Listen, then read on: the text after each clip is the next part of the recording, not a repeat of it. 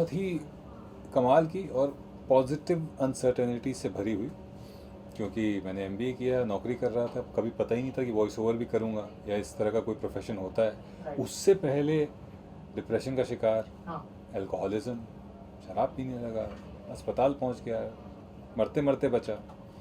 फिर वो सब से निकल के आया, एक सक्सेसफुल कॉर्पोरेट करियर बनाया। वो करते हुए किसी ने कहा कि वॉइस ओवर्स, उसमें इंटरेस्ट जागा, उसकी तरफ मुड़े और 2009 में फाइनली वॉइस ओवर करना शुरू किया। और तब से लेकर आज तक वॉइस ओवर कर रहे हैं, 10 साल हो गए। अमेजिंग एक्सपीरियंस रहा है, इतने बड़े बड़े रियलिटी शोज़ का हिस्सा रहे, इतने बड़े बड़े रियलिटी शोज़ की आवाज़ रहे, 250 से ज़्यादा रियलिटी शोज़, 150 से ज़्यादा ब्रांड कमर्शियल्स। तो उस समय भी जब वॉइस ओवर कर रहे थे तो कभी सोचा नहीं था कि एक्टिंग करेंगे। 5 साल पहले थिएटर करना शुरू किया, वो करते करते करते कहीं कहीं से तार जुड़ गए और फैमिली मैन मिल गया। उससे पहले कुछ एड्स किए थे, लेकिन कभी सीरियसली नहीं सोचा था। थिएटर करने में बहुत मज़ा आता था क्योंकि वो अपने हिसाब से करते थे। फिर फैमिली मैन का ऑफ़र आया, किया, छोटा सा ही पार्ट था लेकिन नोटिस हो गया। उसकी वजह से थोड़े थोड़े और काम मिले, 2 बड़े वेब सीरीज़ में छोटे छोटे पार्ट्स मिले हैं, वो आप देखेंगे जल्दी। और इन सब की वजह से एक फ़िल्म मिल गई जो शूट करने जा रहे हैं मार्च में, अगस्त में रिलीज़ होगी। बड़ी फिल्म है, ज़्यादा बात नहीं कर सकते उसके बारे में, लेकिन कहने का मतलब ये है कि वो जर्नी जो कहाँ से शुरू हुई थी और कहाँ तक पहुँच गई और कहाँ तक जाएगी इसका कोई पता नहीं है। जो अनसर्टेनिटी है, पॉजिटिव अनसर्टेनिटी, ये बड़ी मज़ेदार रही है और ये हमेशा मोटिवेट करती है और आगे कुछ नया करने के लिए। सर आपको ये जो आवाज़ है जी। बिग बॉस का, जो लोग सुनते आ रहे हैं इसको, और लोग एक अननोन गाय जिनकी आवाज़ सिर्फ लोग सुनते हैं, और बड़े पर्दे पर छोटी टीवी पे जो जिस तरह से लोग उसको समझते हैं कि ये आवाज़ हो सकती है जो बैकड्रॉप में गूंजती रहती है, ये सर ये किस तरह से शुरुआत हुई और आप किस तरह इसका हिस्सा बने? जी, मैं इस शो में 2 आवाज़ें हैं, एक बिग बॉस की आवाज़ और एक नरेटर्स वॉइस, जो कि मैं हूँ। नरेटर्स वॉइस मतलब जो आपको बताता है कि क्या हो रहा है घर के अंदर, क्या नहीं हो रहा है, समय क्या है, ये सब। इसकी शुरुआत 2010 में हुई थी, ऑडिशन हुआ और कई सारे लोगों से कहा गया कि आप अपनी डेमो सीडी भेजी, फिर ऑडिशन के लिए बुलाया, फिर फाइनल कर दिया।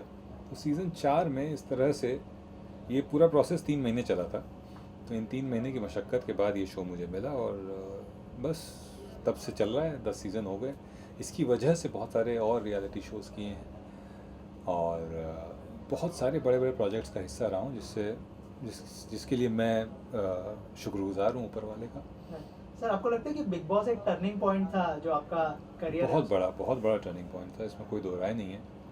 क्योंकि उस शो से जो पहचान मिली, उसकी वजह से स्ट्रगल बहुत कम हो गया।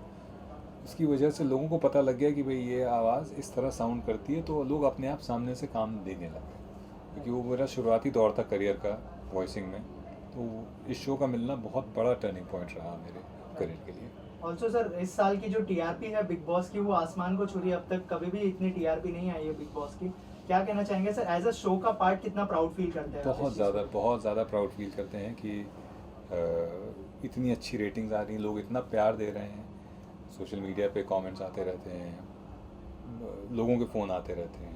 रेटिंग्स ऑफ कोर्स एक पैरामीटर है ही है, ये दिखाने के लिए कि कितना सक्सेसफुल है ये शो। तो एक बहुत गर्व का अनुभव होता ही कि इस शो का हिस्सा है। सर आपके वॉइस को लेके क्या कॉम्प्लीमेंट्स मिलता है आपको, specially for the big boss? Voice के लिए जनरली अच्छी आवाज़ है, नाइस वॉइस। किसी ने कहा था कि अगर भगवान की आवाज़ होगी तो ऐसी होनी चाहिए, तो वो एक बहुत बड़ा कॉम्प्लीमेंट था। बहुत हम्बलिंग होता है क्योंकि इस तरह के कॉम्प्लीमेंट्स आपके ऊपर एक जिम्मेदारी डाल देते हैं कि आप निरंतर उसको बरकरार रखें और उस जो एक्सपेक्टेशन है उस पर हमेशा खरा उतरते रहें। तो ये प्यार बना रहे, यही उम्मीद है। सर बिग बॉस में इस साल बहुत ज़्यादा वायलेंस भी हो रहा है, तो उसको लेकर आप क्या सोचते हैं एज अ शो का पार्ट? देखिए, उस पर मैं कमेंट अभी नहीं कर सकता क्योंकि शो चल रहा है और मैं शो का हिस्सा हूँ। तो और जो कुछ भी होता है उसका जस्टिस सलमान साहब करते ही हैं। जी विजय जी, सलमान भाई का जिक्र किया आपने, कभी उनसे ऐसी कुछ मुलाकात हुई है जो एक आवाज़ के बारे में बात किया या दूसरी चीज़ों के बारे में, ऑन सेट या ऑन फील्ड कभी कुछ ऐसे? जी, उनसे एक बार मुलाकात सेट पे हुई थी, तब मेरी वाइफ ने पहली बार कहा था कि मिलेंगे। तो रिक्वेस्ट भेजी थी हमने और वो मिले, मेरी फैमिली से मिले। मेरी बच्ची के लिए उस समय वो 8 महीने की थी, उन्होंने गाना गाया था क्योंकि वो रो रही थी। अच्छा। तो वो बड़ा ही मेमोरेबल मोमेंट था, जो टेंडर मोमेंट होता है प्यारा सा, वो हम सबको याद है और हमेशा शायद याद रहेगा। वो चुप नहीं हुई वो अलग बात है, लेकिन बहुत खूबसूरत 2 गाने उन्होंने गाए उसके लिए। सर इतने सालों का आपका जो करियर रहा है, ग्राफ रहा है, it's already on another level and इंशाल्लाह और भी आगे होगा डेफिनेटली। किस तरह से देखते हैं सर, और आगे क्या क्या opportunity, you know being a part of the industry now, आप खुल के देख पा रहे हैं इंडस्ट्री को, और भी बहुत सारी चीज़ें हैं, किस तरह से देखते हैं in the coming next 5 years? मैं हमेशा कहता रहता हूँ कि इनसिक्योरिटीज़ इंसान को हमेशा रखनी चाहिए, और ये इनसिक्योरिटी मेरे अंदर की जो है वो मुझे प्रेरणा देती है कि मैं कुछ नया करता रहूँ। चाहे वॉइस कोचिंग हो, एक्टर्स को वॉइस कोच करना हो, या एक्टिंग हो जो मैं कर रहा हूँ, ये सारी चीज़ें इन्हीं इनसिक्योरिटीज़ से जन्मी है। मैं इस इनसिक्योरिटी को बरकरार रखना चाहूँगा और अपने अंदर की और भी अगर कुछ टैलेंट है तो उसको एक्सप्लोर करना चाहूँगा, और जो मैं कर रहा हूँ उसको और अच्छे से कर पाऊँ। ये एंडेवर हमेशा रहेगा कि क्राफ्ट पे काम करते रहें, काम मिलता रहता है फिर। सर लास्टली फैमिली मैन 2 आने वाली है, पहला सीजन बहुत ही ब्लॉकबस्टर हिट था, ये सीजन से क्या एक्सपेक्ट कर सकती है ऑडियंस? 2 है तो ब्लॉकबस्टर इंटू 2, डबल ब्लॉकबस्टर होगा, ये गारंटी है।